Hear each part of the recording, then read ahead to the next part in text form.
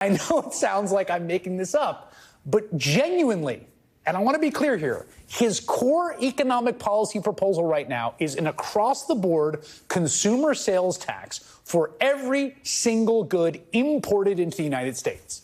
Now, he may call it a tariff, but it will just be passed along to consumers in a sales tax on every single good that is imported. And again, you do not need to take my word for it. Just listen to Donald Trump himself. Number one, I think we should have a ring around the collar, as they say.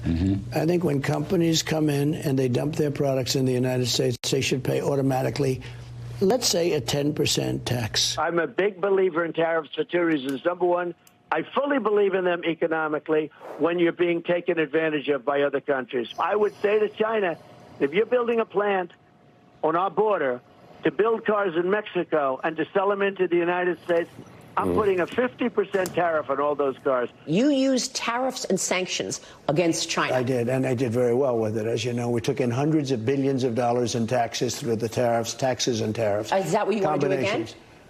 Well, you have to do it. Okay, if you are a single-issue inflation voter, there is only one candidate who wants to put a 10% tax that will be passed along to consumers as a sales tax on every single good that's imported. And here's the thing, this is not a hypothetical. Trump did a miniature version of this the last time he was president when he put tariffs on different Chinese goods. Here's how that worked out. According to analysis by the New York Fed, the average import tariff rate more than doubled in 2018 alone. It tangibly led to higher domestic consumer prices. Take the first two tariffs on washing machines and steel. Economists found that consumer prices for washing machines, which have been going down steadily since 2012, almost immediately jumped back up after Trump's tariffs. Democratic Alliance Center for American Progress found that Trump's proposed new tariffs would cost typical households an extra $1,500 per year. Here's what that might look like. Here's the cost of living under the Trump tax. Start with groceries, which has been a site of a lot of angst, right? A dozen eggs costs about $3. Once you apply the Trump tax, that goes up to $3.30. And with the U.S. importing more than 4 million eggs a year, that could cost American consumers over $1.2 million. If you like oranges, those currently go for about $1.53 per pound. With the 10% Trump tax, it would be $1.68 per pound, which would cost American consumers almost $71 million for the nearly 500 million pounds that we import. Or how about bananas? We don't really grow them in the U.S., do we?